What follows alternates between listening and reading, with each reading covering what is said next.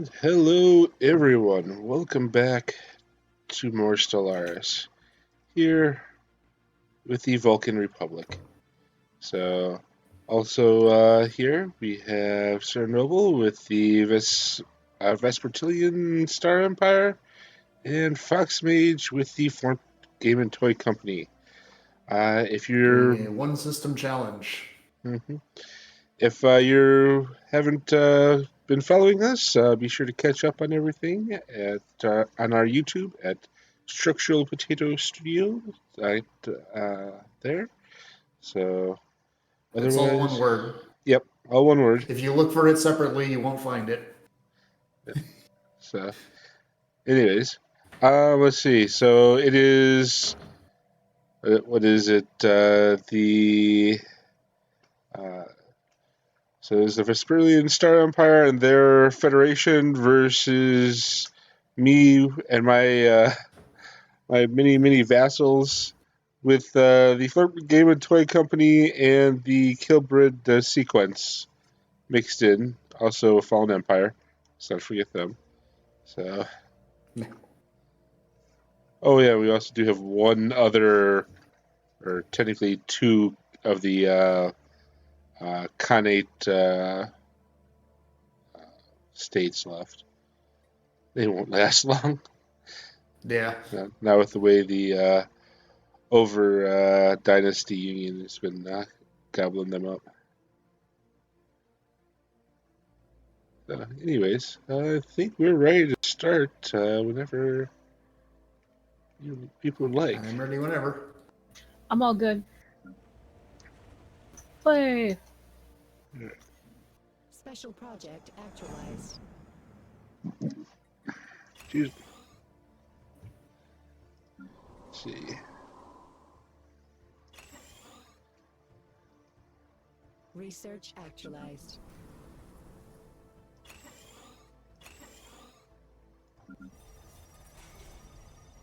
Ships upscaled.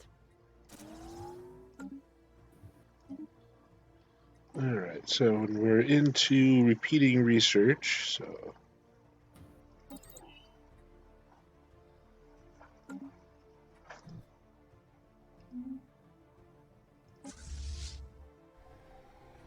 Oh yeah, that's right, there's this little pirate fleet that's probably going to get taken out by my station.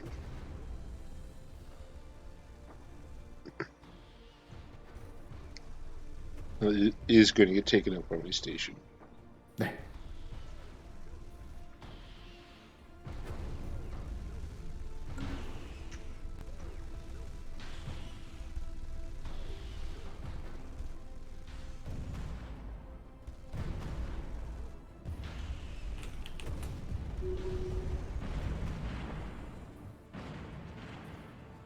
Alright.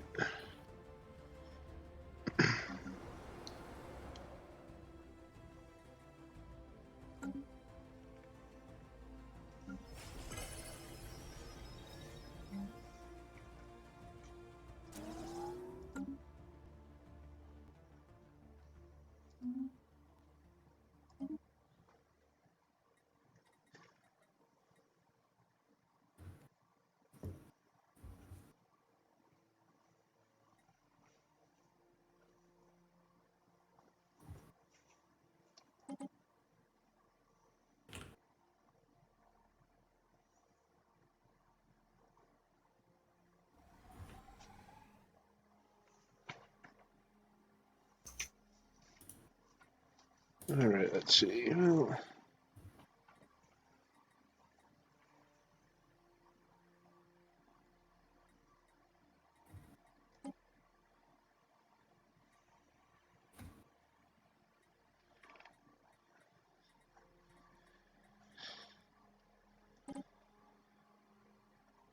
Research actualized.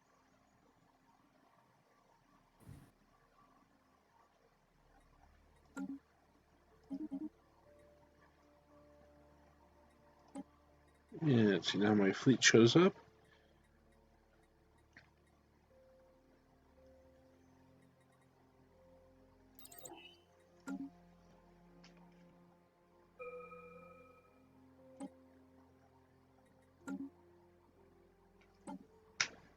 I'll hold off on that.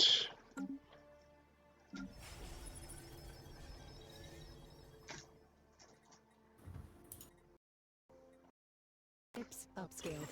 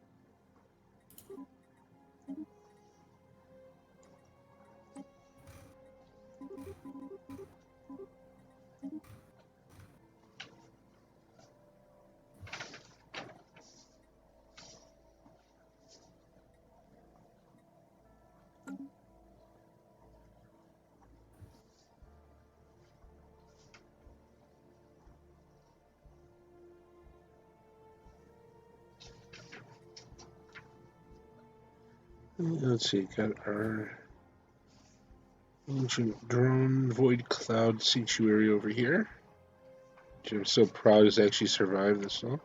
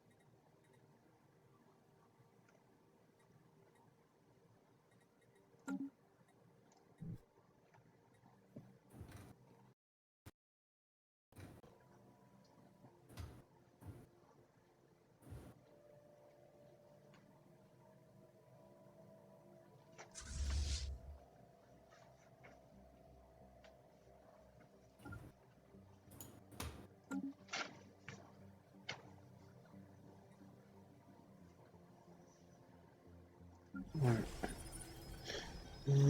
Let's Research actualized.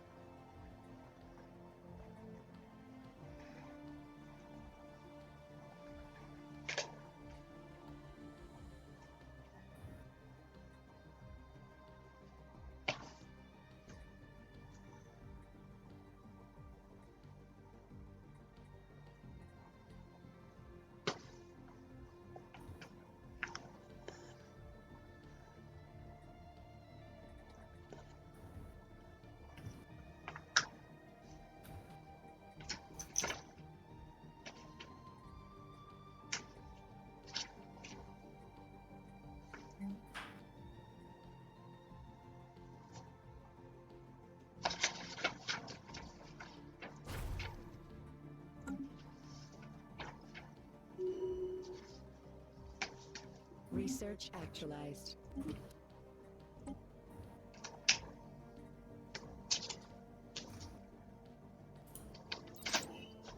Ships upscaled.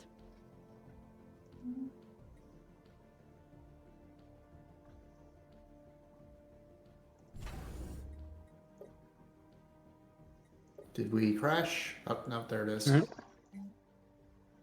right.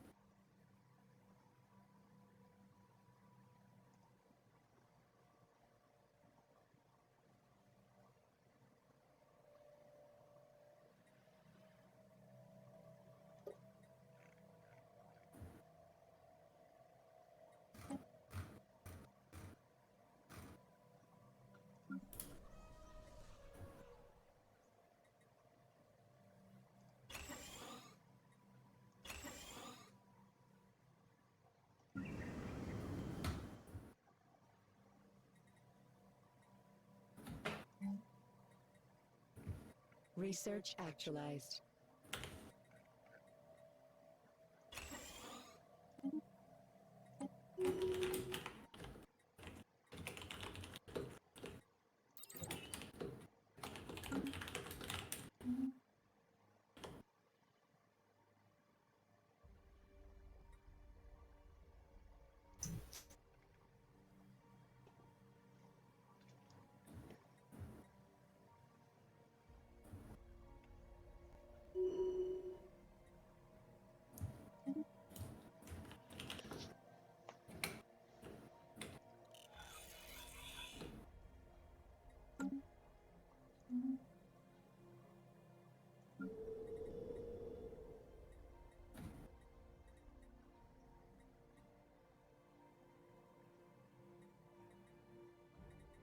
Let's see what to do here.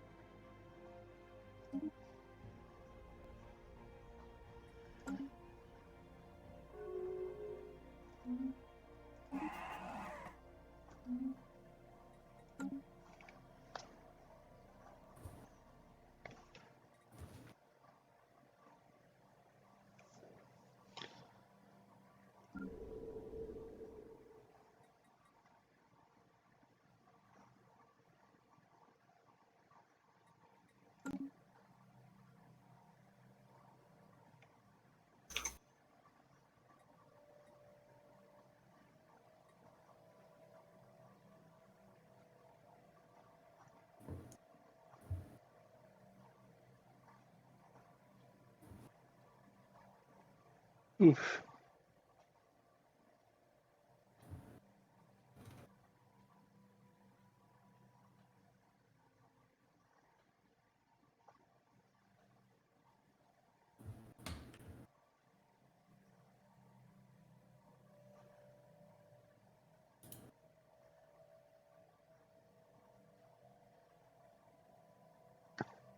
It's not the size of the Fallen Empire's fleets that concerns me. It's just how many they have. Ah.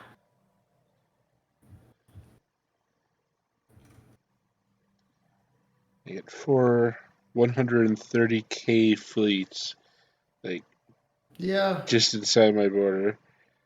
And then looks like they're building a bunch of.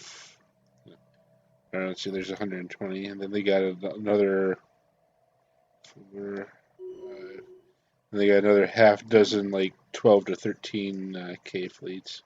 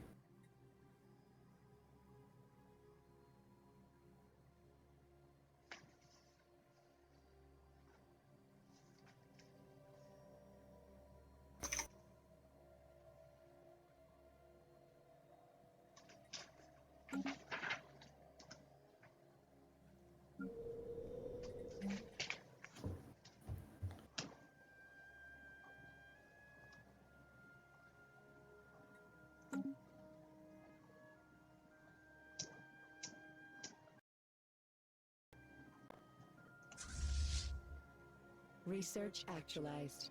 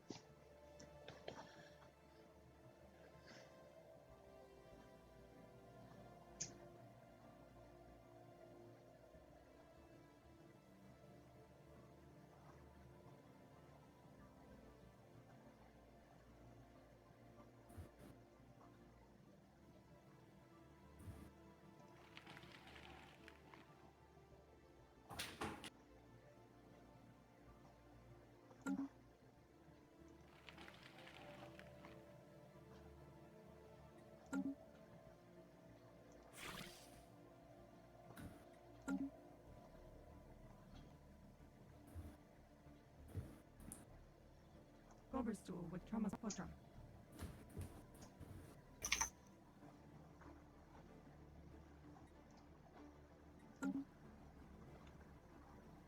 En vad gör dem?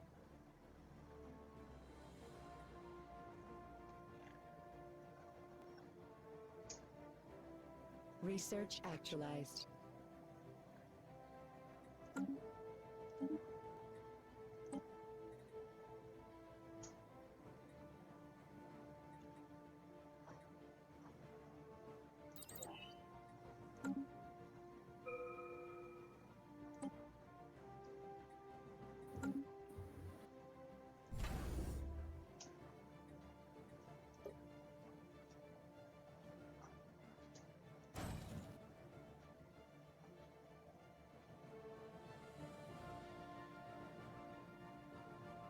Upscaling complete.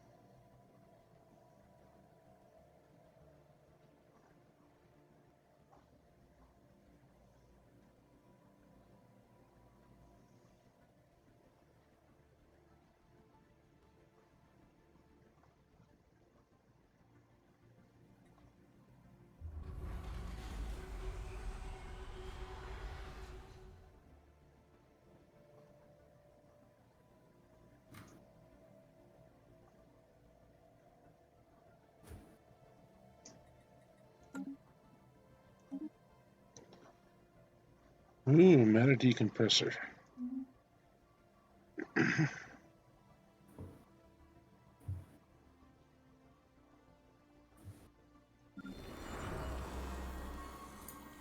Incoming inquiry.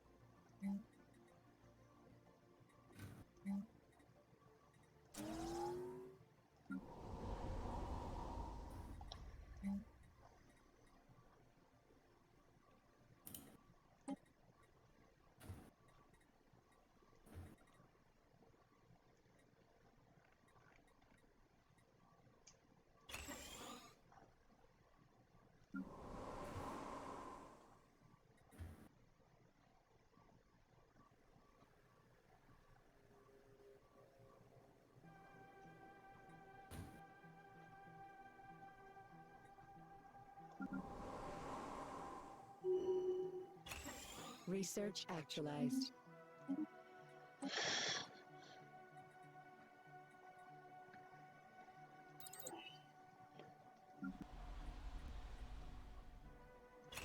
And that definitely needs to get updated, upgraded.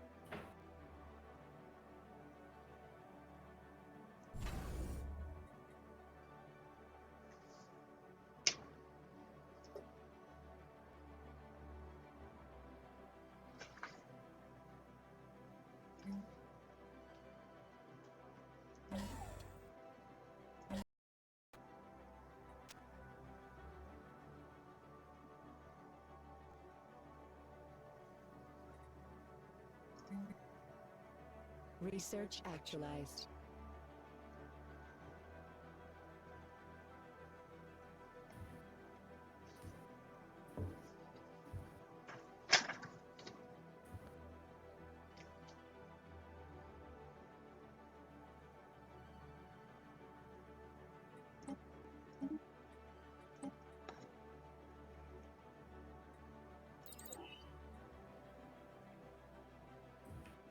Research actualized.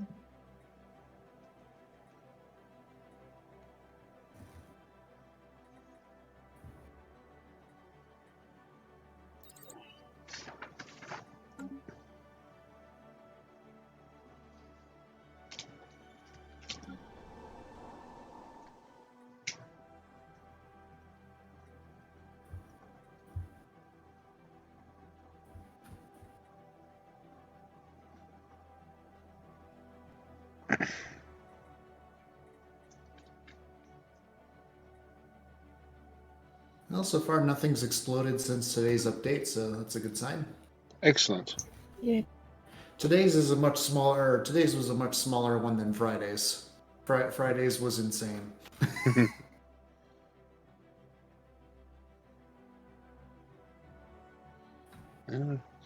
Is it today you rolled out the new species system? Yep, today was the new species system.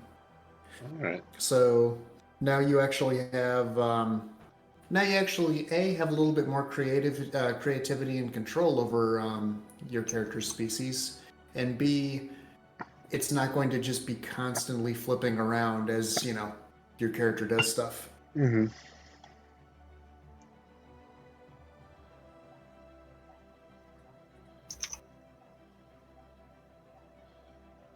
Which is good, because that was something that isn't a problem yet, but it's sort of like, as I added more species and things like that, it definitely was going to become a problem sooner or later.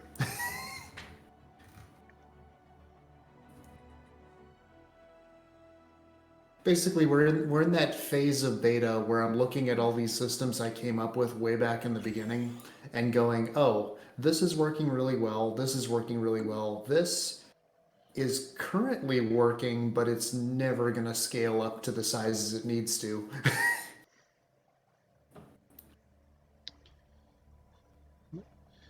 Glad all the NPCs got converted over without any... Yep, NPCs got converted over, and as much as possible, player characters got converted over. Unfortunately, I can't invent data that isn't there, so there were a couple species that I kind of didn't really have a good way of handling the conversion for. But I mean, if the data is not there, the best I can do is default it to at least something that works. Yeah. This is the risks of if you want to play in a beta game, you are going to encounter things like that. Yep.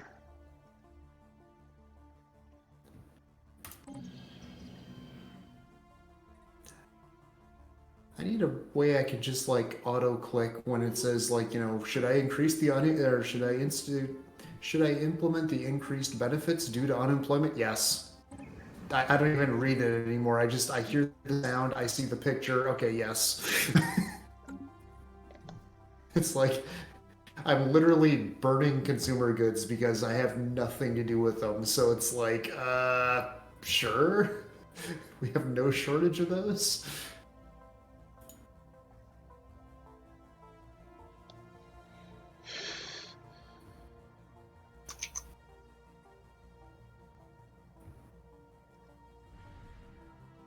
Alright, running out of exotic gases.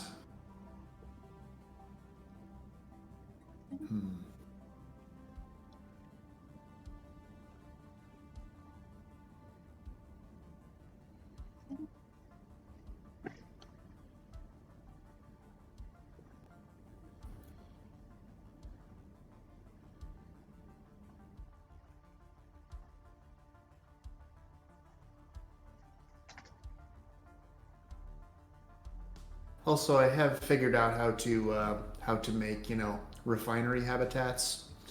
Turns out I was just I wasn't really properly thinking about it. It's like, oh, wait, not every district has to be a habitation district. I can give people other jobs.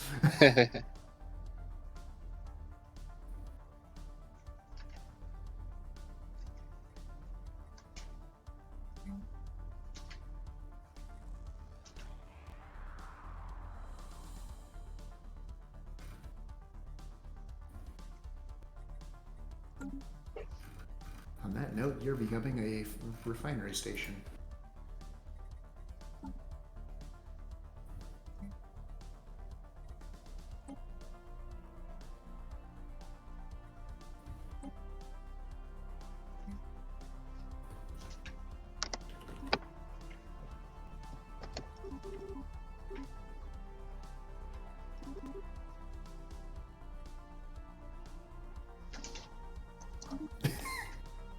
So there's an ad on YouTube that just came on for this, like, it's like an electric Like, you know, the drums that you like, you know, sit with it in your lap. Yep.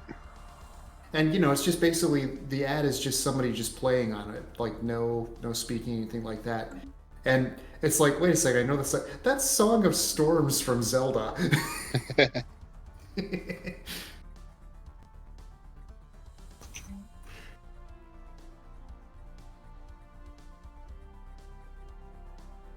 Upscaling complete. And literally, that's the entire ad. And it's like, you know what? That made me more interested in your product than anything you could have had a voiceover saying. What was it? There's someone I heard that they're when we could be in movie theaters and whatnot. They're watching the uh, they got into the theater quite early, and they were just watching the ads that the theater plays before the previews. And they had one, and it was like this really like a high and mighty ad for like an energy drink, and Oh, yep. and they're just kind of like rolling their eyes and whatnot. And then the next one came on, and it was just the can of energy drink, the word advertisement in big letters across the back, and then a heavy metal song playing. That is the one he remembers. Yeah, I So, can see that.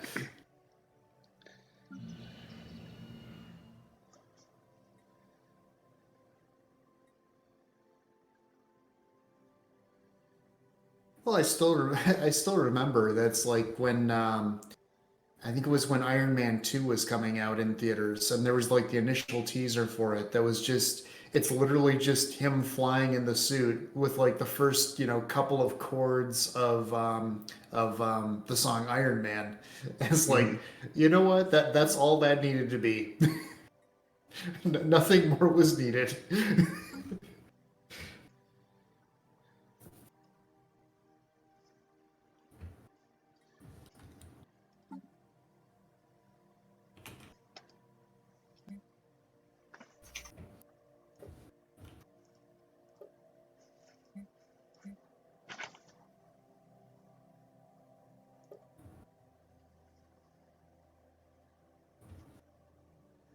Research actualized.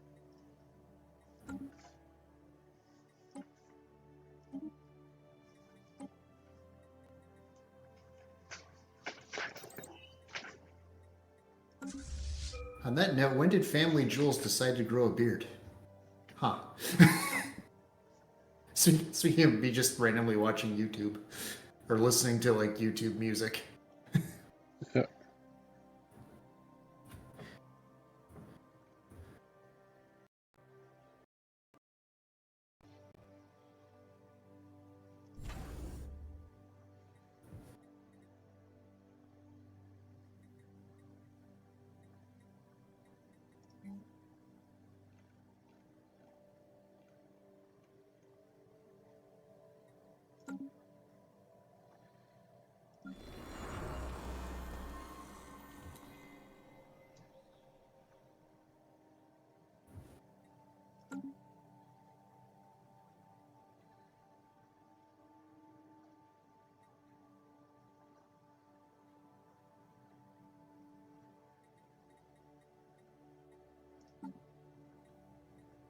Research actualized.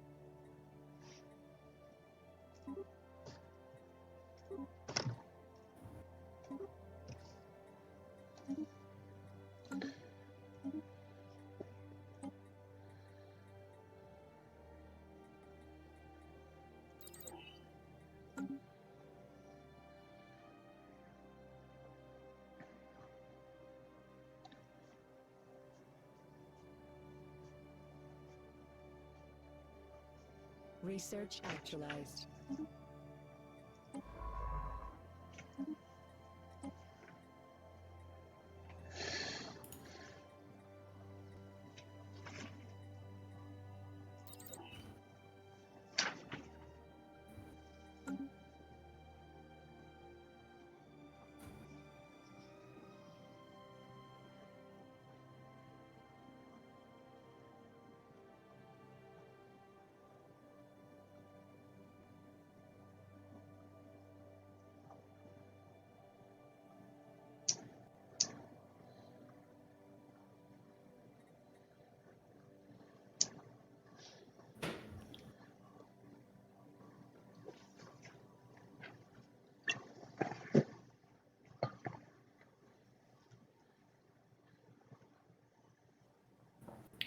So, Brony, I know we were talking about starting up you and I starting up a playthrough of BattleTech. Is that still something that's planned?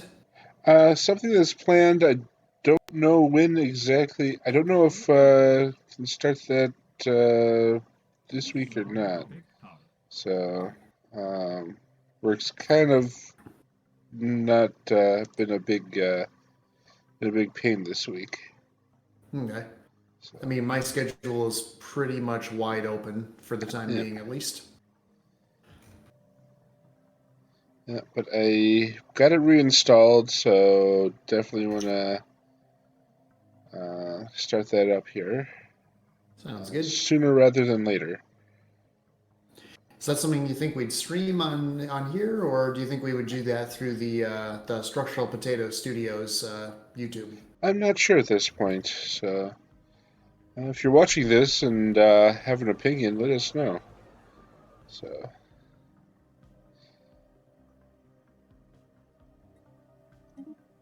Because, okay, this is just speaking for myself and my own gameplays of it. I find that on the average, a mission takes between half an hour and, okay, for some of the missions where it just like is a chain follow up with no rest, some missions can take as long as an hour and a half or 2 hours. So I'm not sure if that affects anything. And then also there's the in-between stuff with rebuilding max, actually running your mercenary company. Yep. So the FoxMage and Brony save the galaxy situation. Why not? Now, though, I will warn you: if we do like Lewis and Ben Save the World, where like one of us is doing the missions and the other of us is doing the setup, you're going to be going into battle with some really weird setups. I usually I don't play with. Go ahead. I usually say I like weird setups, but I They're may be effective tested. setups. Okay, I'm going in. Okay, first item. What the heck do I even have here? All right. I'm quite fond of spotter mech, and then our missiles will like block out the sun playstyle.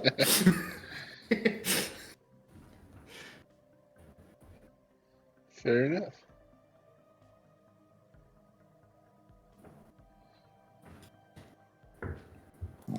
It's like, yeah, and here we have a catapult. It's a mech that fires a lot of missiles. That's cute. Let me show you an actual missile mech. How do you feel about 80 LRMs incoming from one? That was his turn. Now it's his turn. And of course, I can chime in with. We could either, and this is actually something we could figure out either here or offline. But I figure interesting conversation topic. Yep. We could either do like actually go through the I don't know if I'd say cinematics. I guess you could call them cinematics. Or just kind of like I could, summarize. It depends really if people want to get into the action or if people want to actually like really see like a lot of the storyline stuff. I will say I actually greatly enjoyed the storyline. I actually like the story of most BattleTech stuff, which is weird because and a lot of people compare BattleTech's story to Game of Thrones in space. BattleTech tends to minimize all the fluff in there. Yeah, very much. They have a lot of fluff when it comes to like the technical aspects of things, but yeah, not so much the random stuff with like the inner human stuff. Yeah. Inner human stuff. So. I couldn't think of a better word. It worked perfectly and did not lead to any innuendos that 90% of the people watching already know. Not even remotely. Literally, the only thing I remember out of the actually no, there's like 2 or 3 things I remember out of the Game of Thrones I've seen. Game of Thrones. Okay, I might have mixed this a little strong. I just remember The little short guy slapping the bejesus out of that kid. That's all I remember. That's That the was a best good part. scene. I like that scene. I don't remember liking anything else. I remember thinking, he's the only character in this that I like. That guy who's slapping that other guy. Who is that character? I don't even remember. Just he was some The little short guy. Oh, okay. What's his name?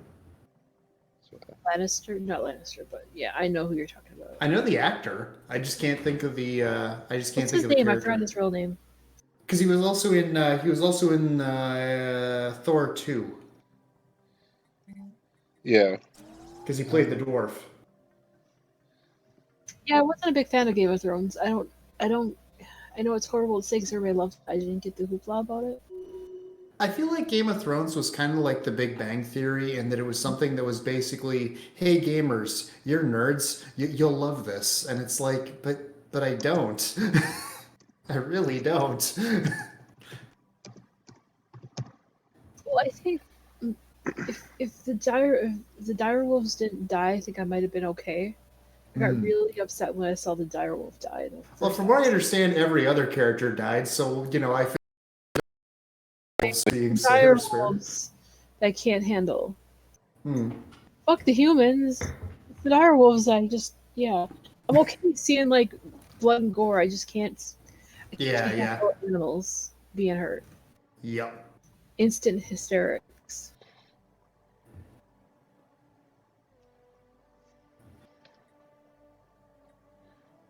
Just remember that all they really did was have the direwolf lay down, and then off camera there was somebody offering them treats for playing dead well. Oh, on a somewhat related note, actually a very related note. I was gonna say, related to what? We've gone through a lot of things. To the direwolves. What was I watching recently? And they were in New Zealand. Was it New Zealand? Wherever they were doing that, and they're like, "Oh yeah, those direwolves from Game of Thrones. Here they are, fully grown up." And it was like, they're still good boys. Yeah, what's that you were saying about everything's bigger in Texas?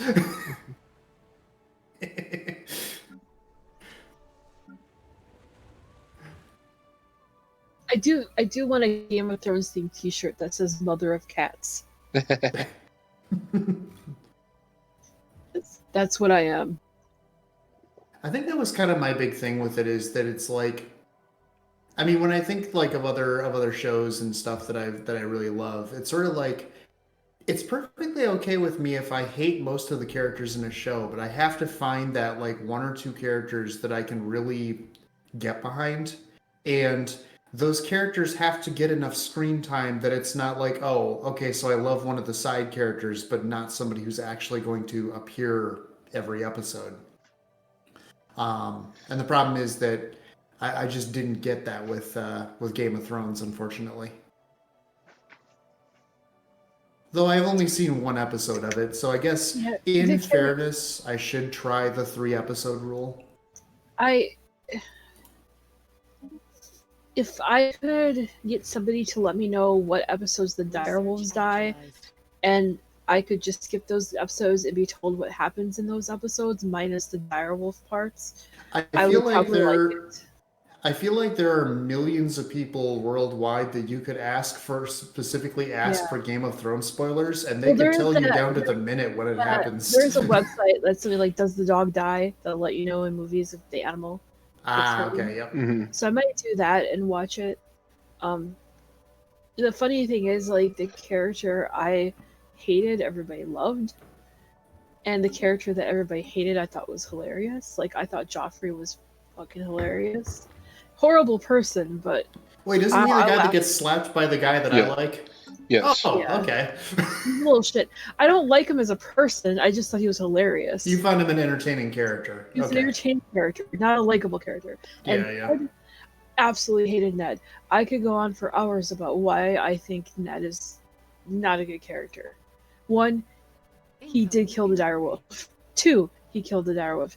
3, he's a shit. Okay, that's my Game of Thrones TED Talk, and that's all I know about Game of Thrones. Fair enough. that, and everybody's sex muffin is on it. What's his name? I'm on so many medications right now. You're infectious. I was gonna say I was about to shout out a name, but it's like, wait, no, that was like 10 years ago that everybody cared about him. Jason Momoa. Oh yeah, him. Okay. Yeah. Research actualized. I was about to go Orlando Bloom, but it's like, wait, no, that was Lord of the Rings. Yeah, I mean, a lot of straight men would, tap that ass if given the chance.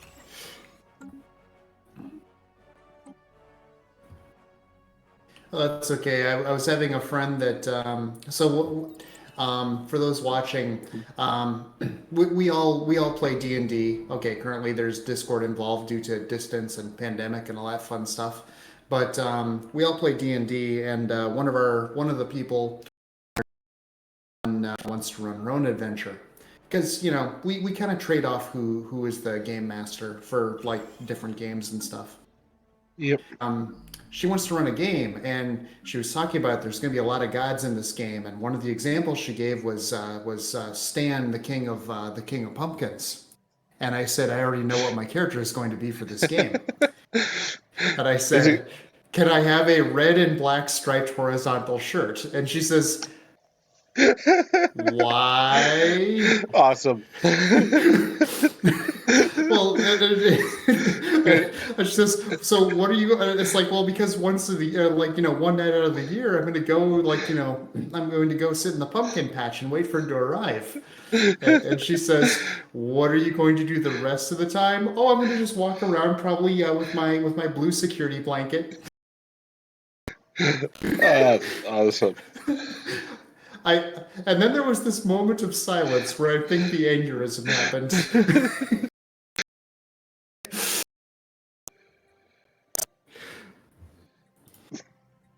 By the way, if you're a gamer and you're not at least occasionally something wrong. I still feel bad, Brony, for last week. Making his eyes twitch.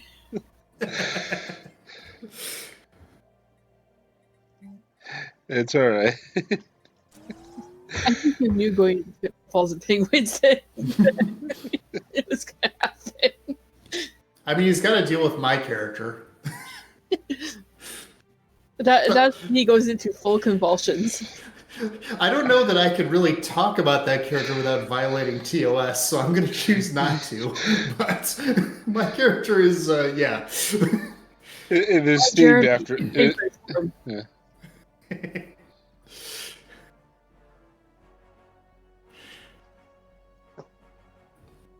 When your character's inspiration is Ron Jeremy, there may be a problem.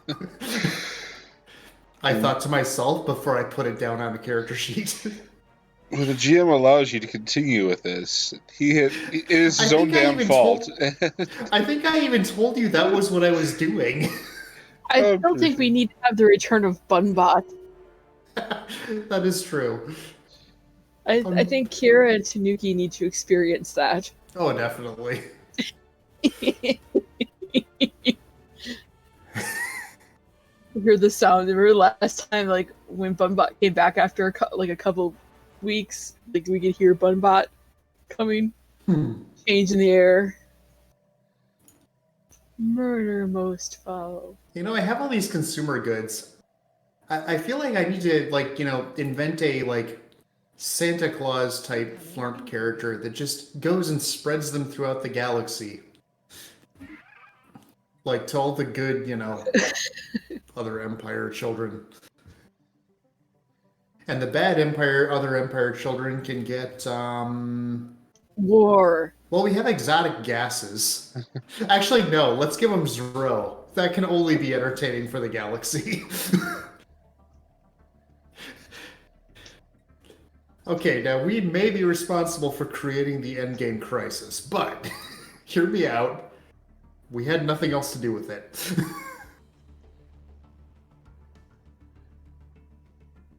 Yeah, I can't wait for the new expansion to see what happens. Yeah, we got to get Shenny back for the new expansion. Yeah, he was pretty excited about it when I was talking to him. I was amazed he hadn't heard of it. It's like, this is your expansion. This is, like, they put you in the game. He's secretly working for them. Yeah. Turns out they actually hired him as a consultant. And he's just under an NDA not to tell us. Yeah.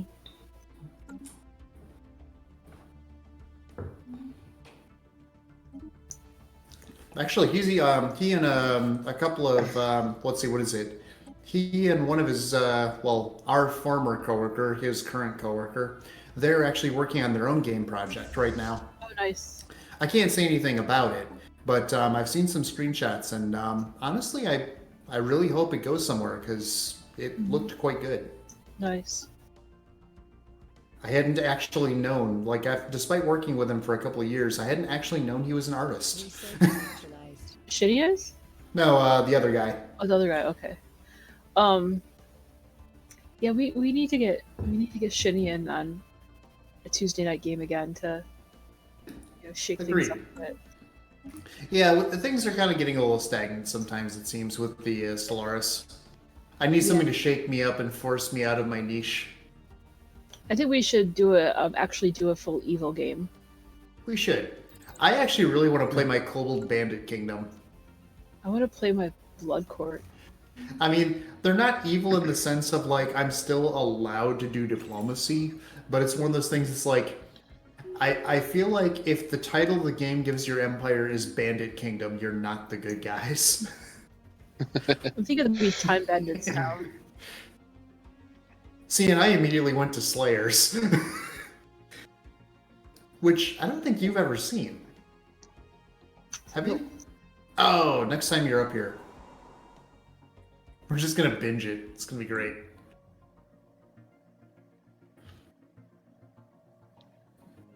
It's an old anime, but it's a classic. Yep. That I feel really stood up to the test of time. I agree. Well, I am halfway vaccinated currently. True. So you're vaxxed but not nated yet? Basically. Alright.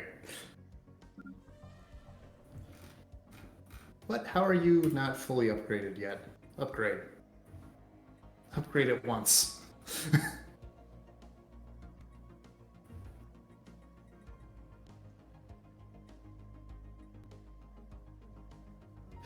I like, we were never meant to be here, reach into the shroud.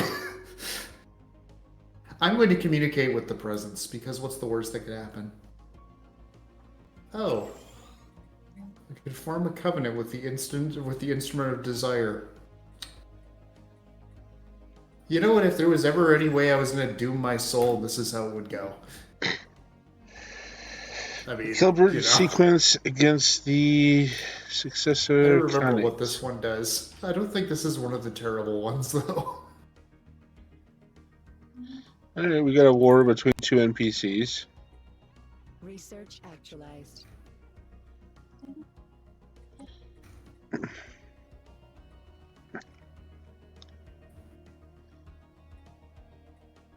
Why is nobody researching engineering? No, somebody's clearly researching engineering. Oh, maybe I closed out the menu before it took.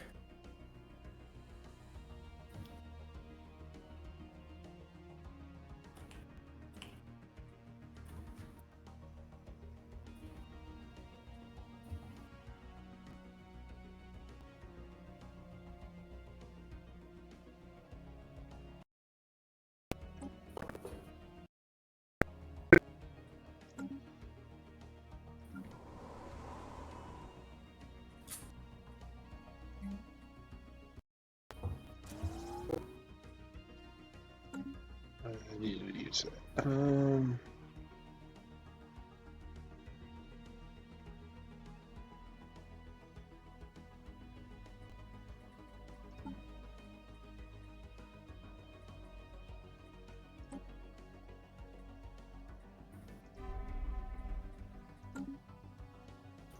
FYI, next Tuesday, I should hopefully be on, but I am getting the second Pfizer vaccine, and as you guys have probably heard, the second one is a bit rough. Yeah.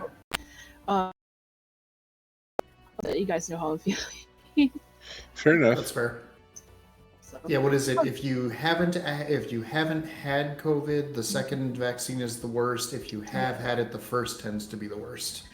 I felt horrible with the first, but I am autoimmune, so vaccines tend to hit me hard. So it's not necessarily a sign you've already had it. Yeah, not in me. So, I get a fever and chills and aches and a headache from the flu vaccine. So I think for us, they're predicting what? I think mid to late spring. I think we're supposed to. Yeah. It's supposed to hit our phase. Yeah. But don't let the side effects defer you. I was. Well, I'm not concerned about the side Yeah, effects. I had mine Tuesday, and I think because I was mentioning you guys, I was starting to get a bad headache and not feel good during game Tuesday night. Yeah. I felt horrible Wednesday. By Thursday, I was almost better. So. Arguably, I'm at the exact perfect point in my life to get that vaccine because I literally can, like, my hours are whatever I choose them to be. So it's like, this is the exact moment where it'd be really convenient if I could get it. Yeah, and it's a relatively, people are worried about being safe, but the technology has been there and developed for a very long time. This is just the first one that they've had a chance to make. Yeah. So, and considering, like, I don't know, I'd be more worried about putting a live virus in me versus mRNA. I don't know. I'm also kind of figuring that, like, okay, compared to some of the killer hangovers I've had in my life, I'm sure this will be nothing. I'd rather have a few days twice of not feeling well than get COVID. Yeah. And take my chances with that. So, especially like the long term effects people are dealing with it, See, to me, my entire mentality on it is, so wait, you're telling me this is how I get my gaming, anime, and furry conventions back? All right, shoot me up. That's how I get to travel. Yeah. I get to come see you guys. I'm just glad I randomly decided to come up last February on a whim to see my dad and see you guys. Yep. Yeah. It's a bad hunch. I had a bad hunch about it. My dad wasn't doing the best anyways, so... Yeah. I think I was mentioning to, like, at least my friend was mentioning up there that I thought we would go remote working for, like, a week or two or a couple weeks until things, so things calm down a little bit. Or we go remote for a month. Like, oh, that's funny. I got my first vaccine 1 month, 11 months exactly, to when the first case was in Louisiana, specifically New Orleans, and where I'm at. And then I'm getting the second one 6 days shy of my official quarantine starting on the 15th. So it's kind of interesting, almost a full year. Yep. Oh, so we were talking a bit about BattleTech earlier. Yep. So, okay, one thing I've talked about with I don't think I've talked about it on stream before, but one thing I've talked about with our gaming group is once things get back to some semblance of normal, doing the like pen and paper, well, not pen and paper, the tabletop BattleTech, and I don't know, that's something that I'd be opposed to if we wanted to try streaming it. We would need. I've seen people do tabletop streams really well. It takes multiple cameras, but in theory, if we could set something like that up, I'm not necessarily opposed. Those watching, what I basically have been talking about with our group here, has been basically running a BattleTech. Effectively, I guess you could call it a battle royale. It's pretty much here's the galaxy, here's the jump lanes. We're which for those of you not familiar with BattleTech, jump lanes are pretty similar to hyper lanes in Stellaris, sorta. But basically just, okay, can you take over, like, who's going to take over the galaxy kind of a deal. It'd be a very long thing. It would be many, many, many, many battles. I mean, because it's effectively a several-way war. But I don't know. It's something that if people are interested in, I'm not opposed. I'll be running it. I won't be one of the players, aside from, you know, local militia forces or, like, you know, local government turrets, that sort of thing. Would I be able to join in from afar? Yeah, and actually that's kind of what got me thinking about this in the first place, is it's like, well, we're already going to need cameras in order for you to be able to play. So yeah, if we're already doing cameras, my streaming is just literally one more step. Yeah, it's like one more step, and then just me basically, because pretty much, okay, we're going to do a couple of rounds just to, like, you know, make it so everybody at least knows the basic rules. And then after that, I have no problem being the guy running the stream, like running the cameras, flipping between camera views on the laptop, you know, things like that. And then just I'm there effectively for rules questions and also to sort of describe the scene, or describe the, okay, you know, this is your evacuation point, this is your evacuation point, here is this objective, you know, that sort of thing.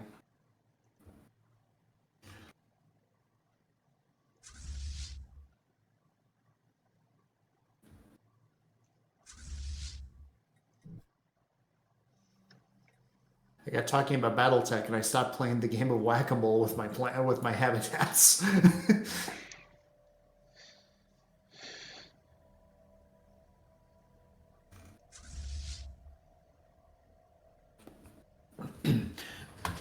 But no. So for anybody that that's watching that happens to, you know, be familiar with BattleTech, my plan with this is basically to pretty much any rule is allowed. I plan on playing, like, okay, we'll be playing a couple practice games to be familiar with the rules, but beyond that, I want to do all the optional rules. I want to do the clan invasion. I want to, you know, have that be an event that happens. I want the insanity. Custom units, custom from scratch mechs. I want the insanity. And I already know what I'm signing myself up for when I say that.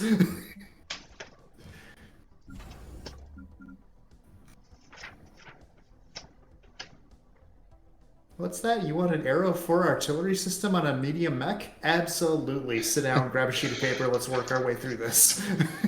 That sounds like something I do. That's something I have done. You can do it with a 45-ton mech. Actually, no, that was a long tom, which I forget which one of those is lighter. I think the Arrow 4 is lighter. You know how there are a lot of D&D players that, you know, there are a lot of people that want to play D&D, that they have made thousands of characters, but they can't find a group?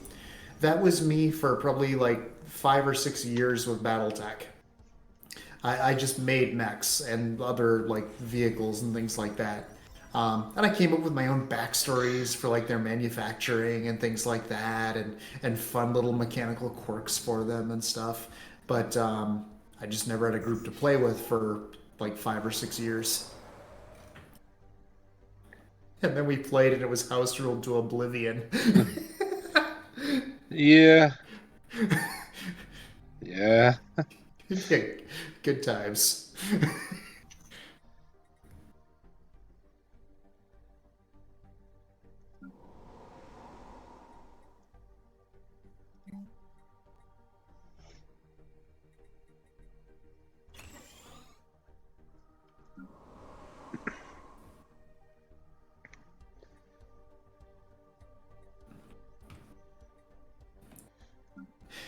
The other fun thing about this is that I'm also going into this fully prepared for all of the inevitable rules lawyering.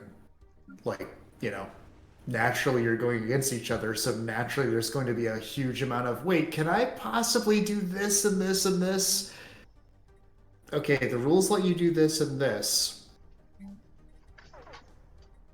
There's an option, but it's sort of like, I can't, you can't do that.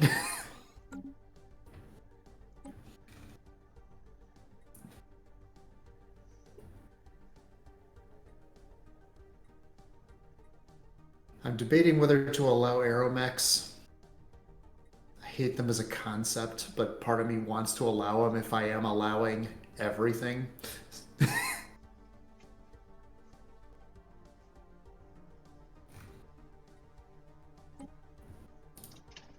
But anyway, that's my ramble.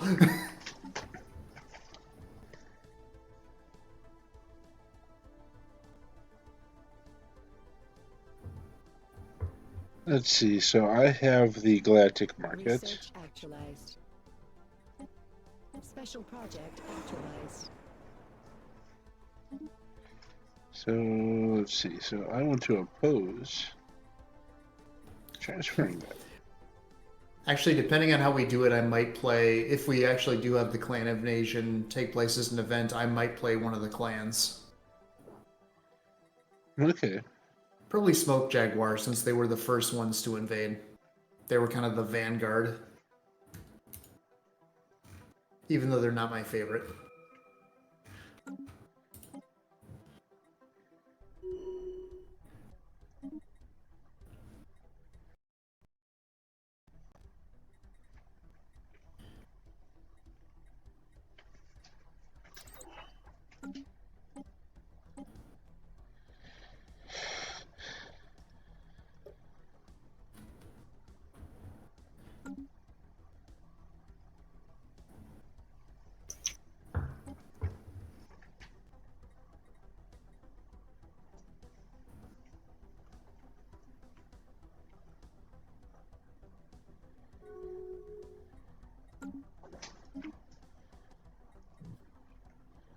What's this? Refugees? Hello there, refugees.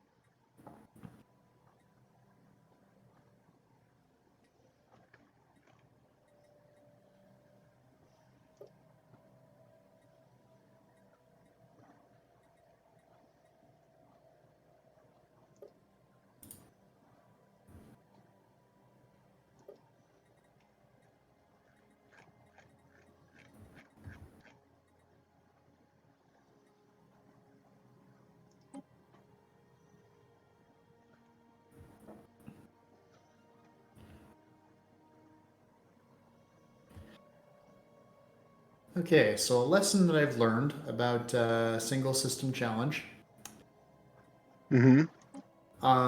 Slow breeders, absolutely a required trait. I can see that. Like, I'm at medium. I have 708 pops crammed into one system right now. And actually, the I'm biggest just problem is... imagining that one city in Asia where it's just built upon built. You know, it's like, let me think of the name. Research actualized. I forgot.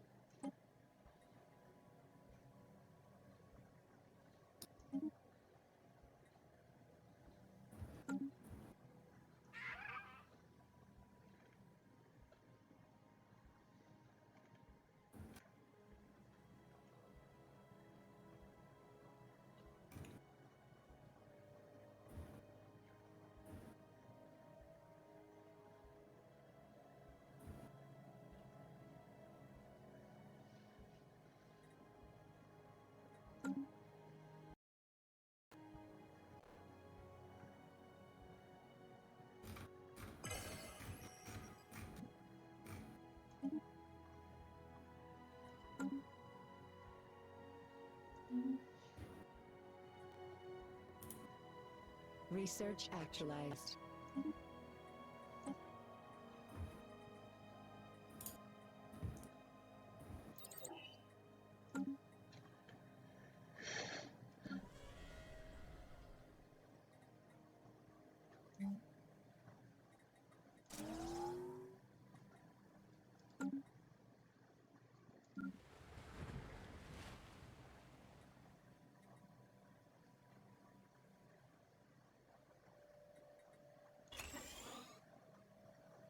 Kowloon Walled City. That's how I'm picturing it. Ah. Ah.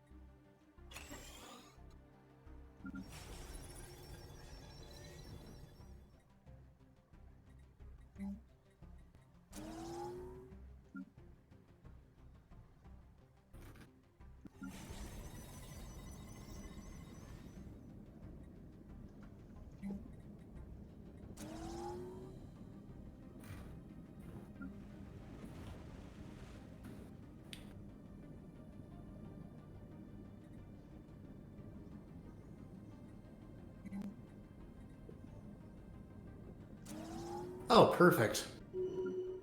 Shroud Decadence modifier added for 243 months, giving the following effects. Pop consumer goods upkeep plus 200%. That's not even remotely a problem. We have a surplus of hundreds every month that we literally can't do anything with.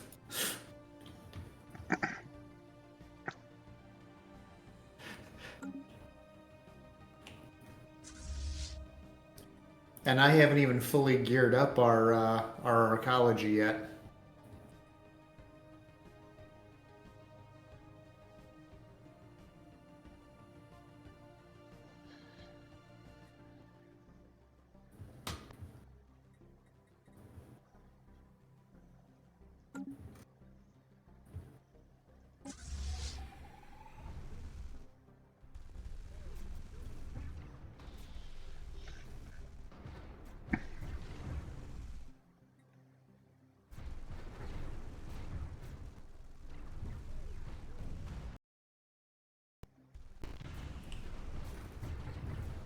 Okay, these pirates I at least like the cut of their jib. The frigates like Love is in the Air and Mishap and Perfect. Exploratory Surgery, Target, Under Evaluation, Intervention,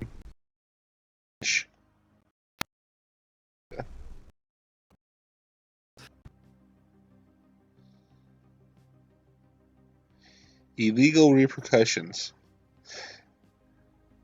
Oh, Total Loss. A few other ones.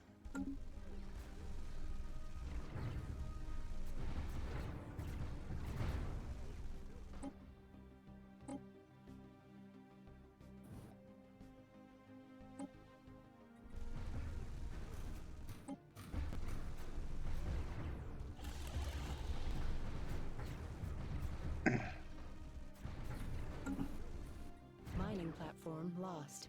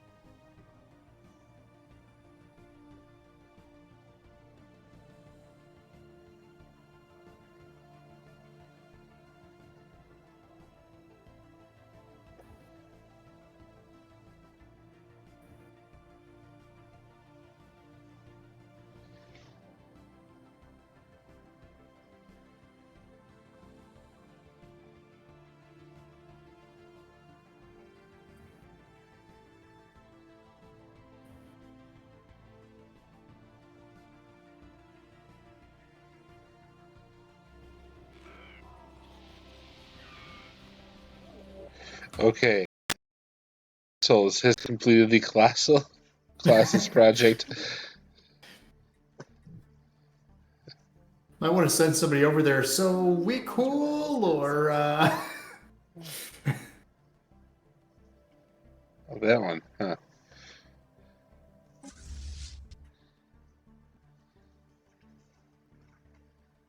Research actualized.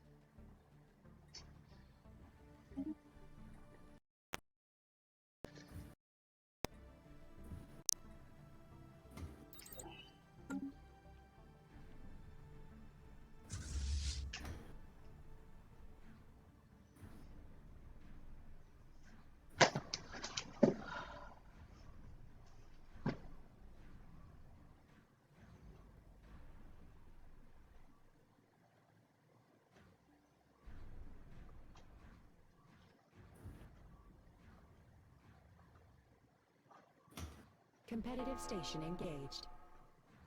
So, random fun side note for people that are fond of the, I guess, still ongoing actually, Command and Conquer game series. So, in 2019, at, where was that? That was at MagFest 2019. They basically did a live show. It was Frank Klepacki, who was the guy who was behind the original music. Him and basically a band. So it was Frank Klepacki and the Tiberian Sons got together and they basically did the music from the games for the show. They then, after that, recorded it. So for anybody that's interested, highly recommended listening.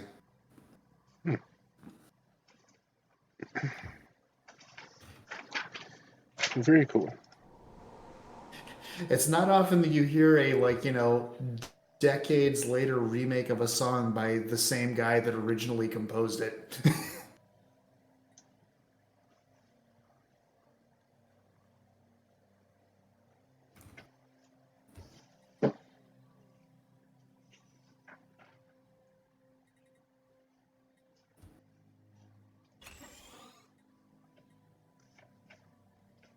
I enjoyed those games. I was never good at them, but I loved playing them.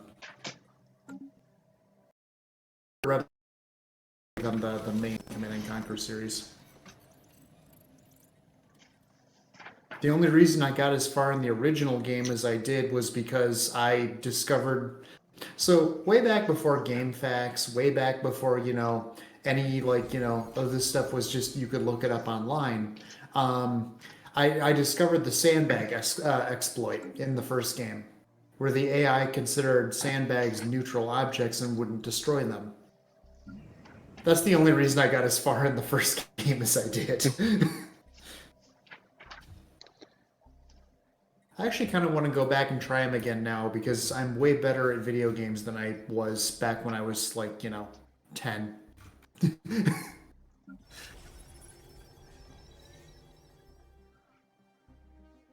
At least I hope I'm better at video games now than when I was 10. That'd be kind of sad otherwise.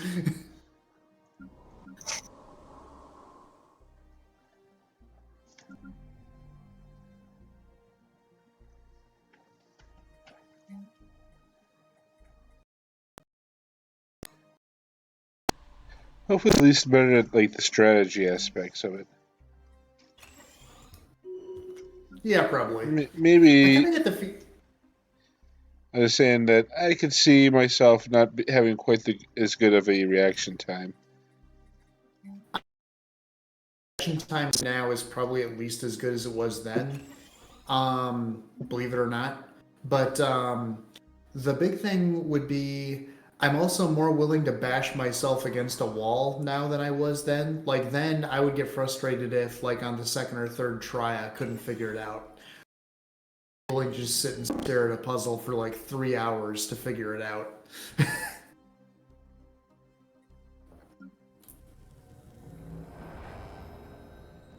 I'm also a lot better at being able to tell, okay, this was not a strategy problem, this was an execution problem, or vice versa. Like, my strategy was sound, I just failed on the execution of it. Whereas back then, it's just, I suck at this.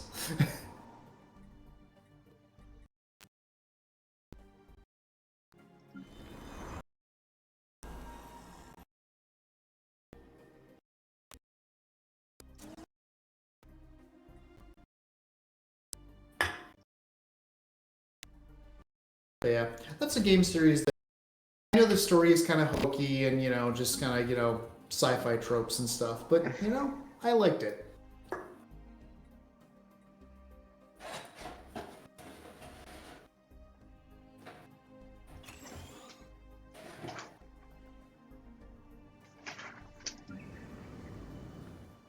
And for those that played the original, F in the chat for Seth.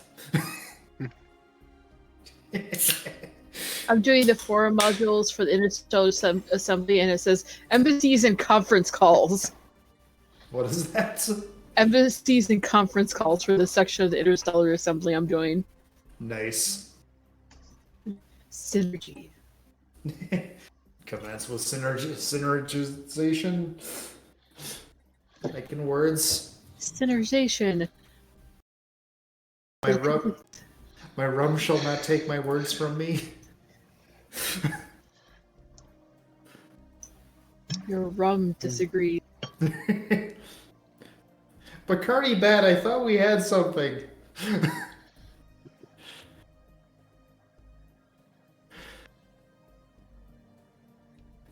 It's because I normally go for the Kraken, isn't it?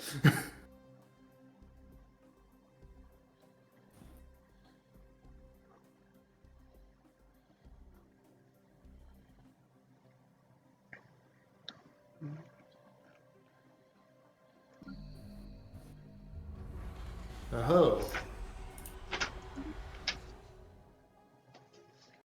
There's something. But no, one of the biggest things for me with the original Command and Conquer, just since I'm on the topic,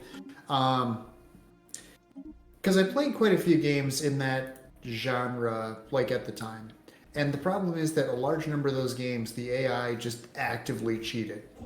Like, the AI was able to do things that you as a player could not do. The AI could see things that as a player you could not see. And it's one of those things, okay, I'd have to go back and play them again, but I don't remember encountering that with Command and Conquer.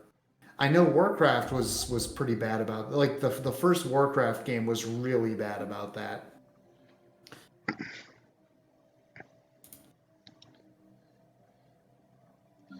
A lot of it was just not a lot at that time.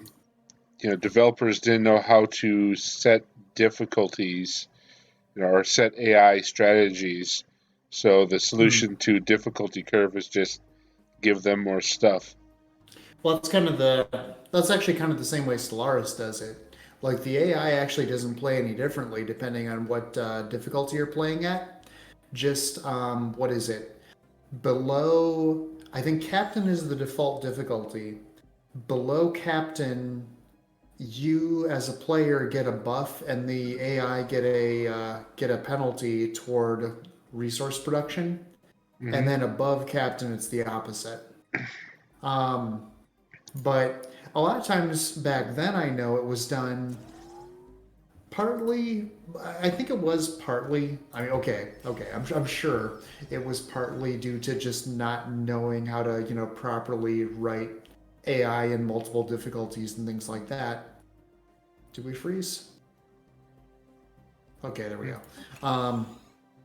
But I feel like part of it also was just, see, back then, like, I think of like Command and Conquer, I was running that on a 33 megahertz.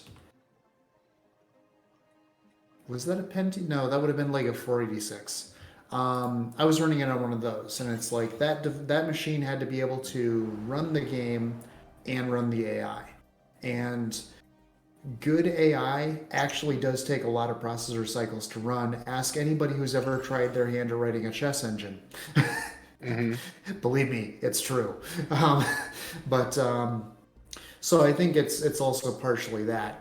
Games with simple mechanics are actually fairly easy to write a good AI for, but I mean, something much more complicated where either A, stuff is happening in real time, or B, there's just a huge amount of stuff that it's really hard to come up with a quick and dirty, like, rule of thumb for how to do things.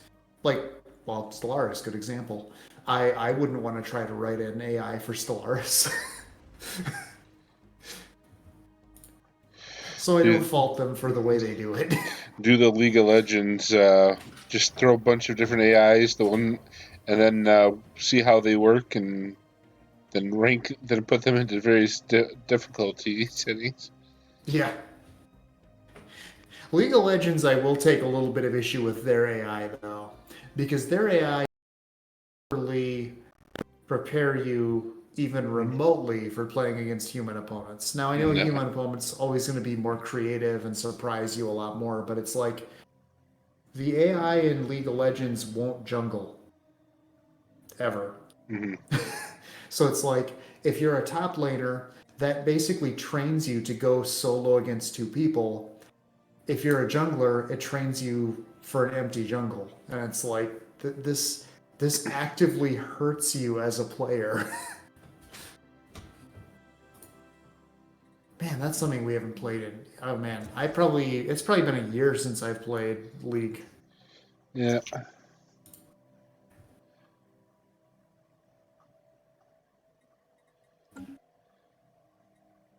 That's another game. I enjoyed the game. I just was never very good at it at all.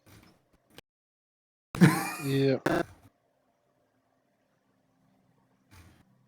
So instead, I played bot matches where I could, do awesome things.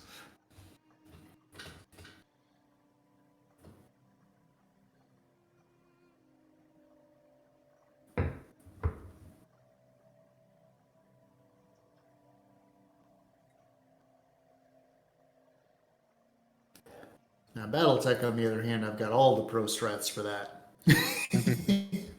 I will not get you killed even once. 73% sure of it.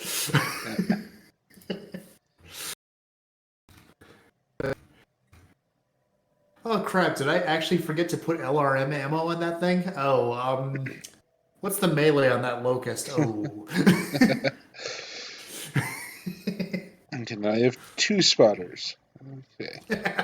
Okay, you have 2 spotters, one of which is completely useless.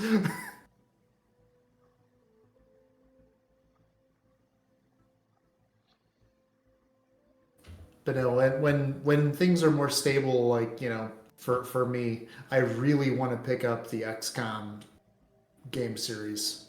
Like, so badly.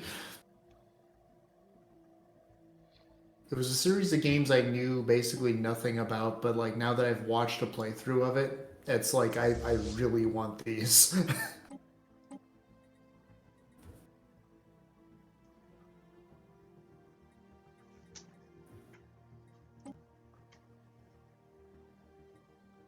I cannot build a sentry array for some reason.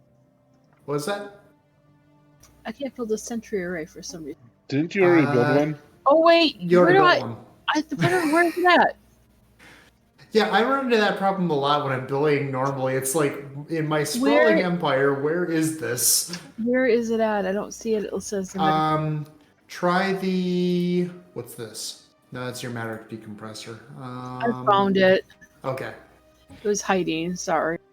Yeah, I really wish there was a menu or something I could pull up that basically said, show me all the systems, because there's the icon for whether you have a megastructure, but that like little, I guess you'd say system nameplate only supports like 2 things. Like, okay, this is the type of station you have there, and is there a megastructure there? Is there a gate there? Is there a wormhole there or something else? If you have a system where there's more than just, like, if you have a megastructure and a wormhole, it'll only show you one of those 2 things. It won't show you both on the nameplate, which I find a little bit annoying because it makes it really hard to find your megastructures sometimes. So Paradox, if you're watching, if you could add just a 3rd plate there, that'd be perfect.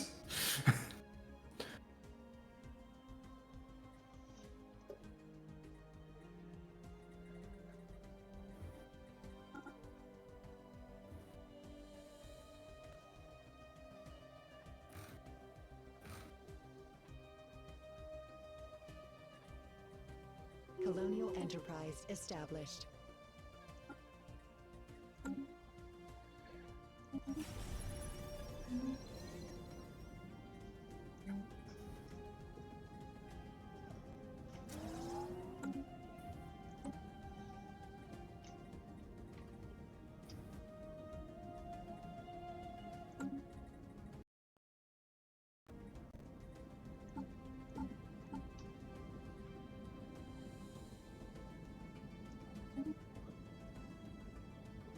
Upscaling complete.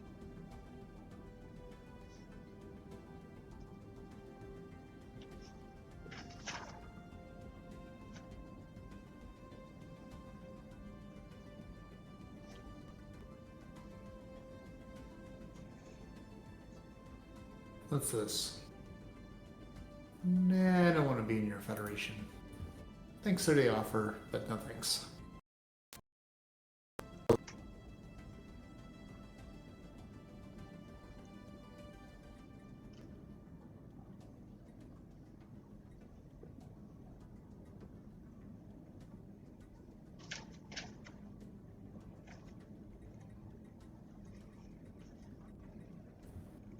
Research actualized.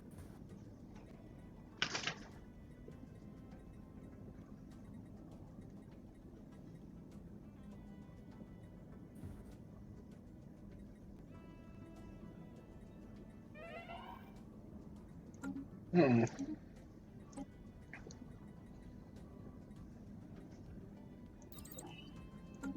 So just for the fun of it, I pulled up the video, the actual concert. Mm-hmm. And you know how a lot of times during a concert, there's like sort of the intro before the band actually starts playing.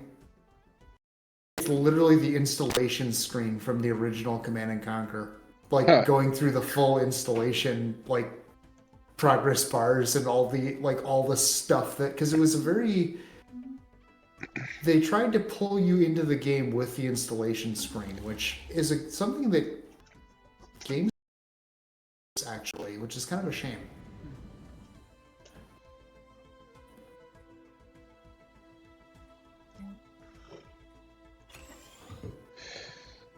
So how much later are we running? I don't know, I'm good till whenever. Another 10 minutes or so? That works. Alright. Sounds good.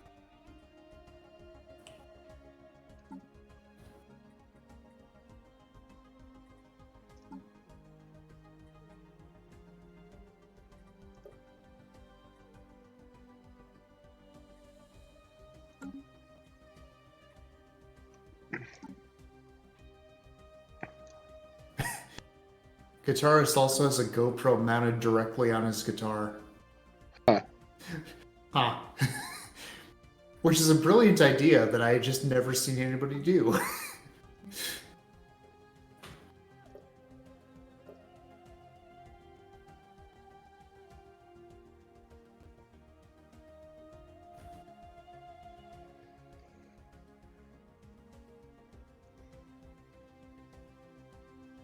And of course, you can tell which one is the actual Frank Klepacki because A, he looks about 20 years older than everybody else, and B, he's performing in a suit and tie and guitar.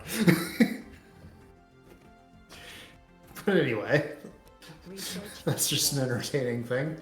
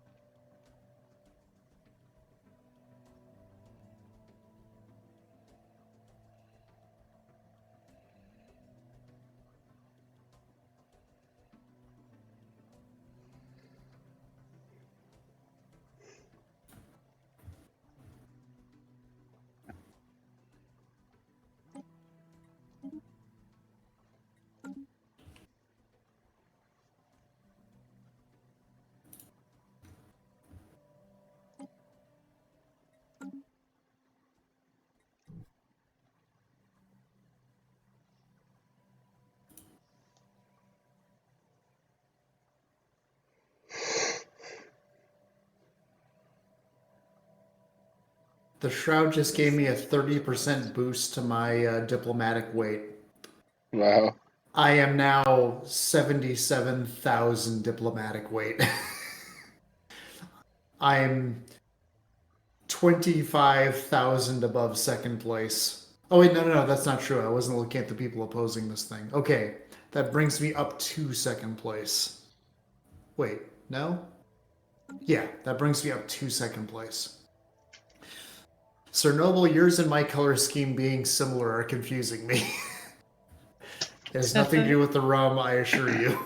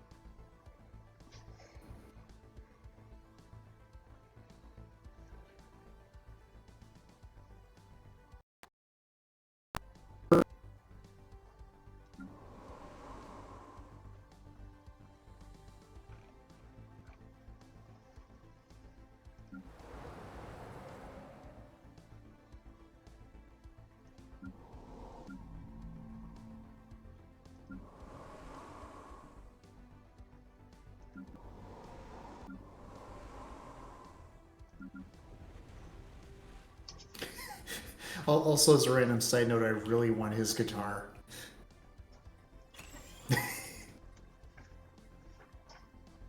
Yeah. Not just because it looks awesome, which it does, but also, like, I generally prefer, because, okay, I do play, not well, but I do play guitar. I prefer really wide fretboards. Like, it's very easy for I don't have my like camera up, but it's very easy for my hands to make very long stretches. That's not a problem. I hate trying to squash my fingers into like really awkward shapes. So in general, I prefer wider, flatter fretboards. Mm-hmm. And his guitar looks like it would be.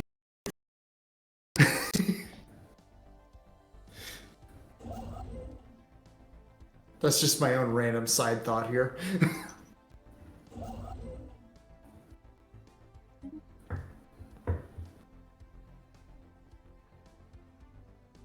Oh man, I haven't busted my guitar out in way too long. I actually haven't broken out my yo-yo either.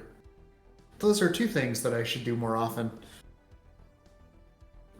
Yeah, you were getting pretty good with your yo-yo last. Well, it's surprising. Here's the thing. Yo-yo is kind of fascinating in that it's actually within like a day, you can learn a couple of tricks that will absolutely astound random strangers in the bar. By the way, if you ever want to impress somebody with a yo-yo, the bar, easiest place to do it. I speak from experience. Like you do the elevator, which is actually a super ridiculously easy trick to learn. You do the elevator, and you'll have somebody staring open mouthed at you like you're some kind of like magician.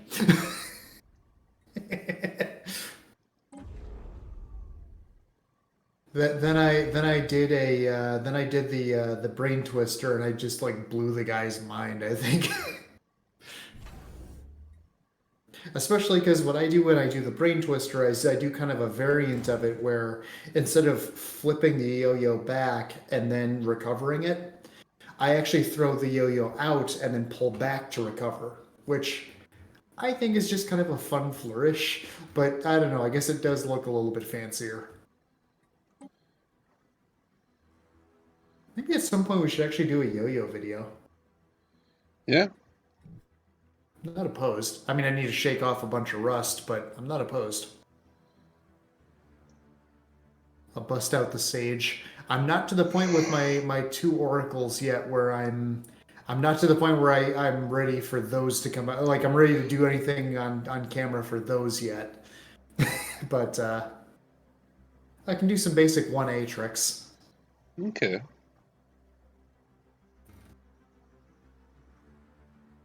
Two A is something I'd like to learn. I just haven't gotten there yet. Yeah, we're gonna wrap up here in the next few minutes.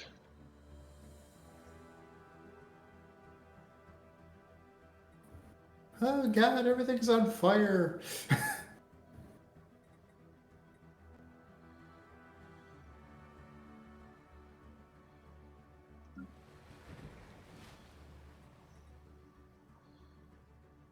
Let me know when you're ready for me to pause.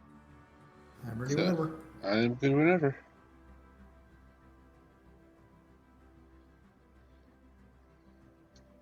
This session's been kind of just a chill chat and get my economy working as it's supposed to.